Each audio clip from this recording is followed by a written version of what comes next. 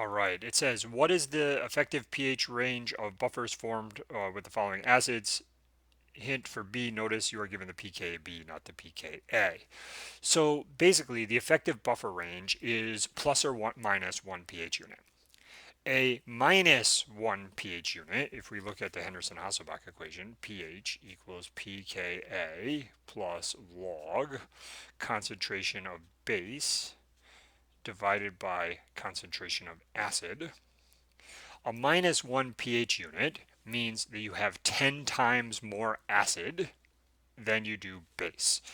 If you have 10 times more acid than you do base, that means that the pH will be 1 unit less than the pKa. All right, because essentially the log of 0.1 is negative 1. The opposite is true if you have a pH that's more than, or that's 1 unit higher than the pKa. That means you'll have 10 times more base than you will have acid. The log of 10 is 1, so therefore the pH will be 1 unit higher than the pKa. So in this case, the effective pH range is about 3.87, which is 1 less than 4.87, to about 5.87, which is 1 more than this.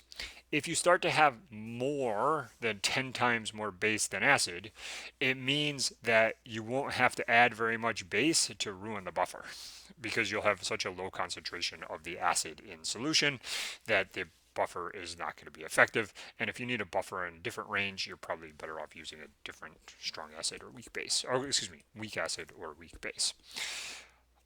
In the case of the B, we're actually given the pKb, and you have to remember that the pKa equals 14 minus the pKb, as came up a couple problems ago.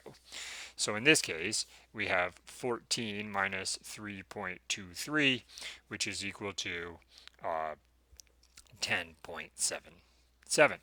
This means that the pH range should be from 9.77 to 11.77.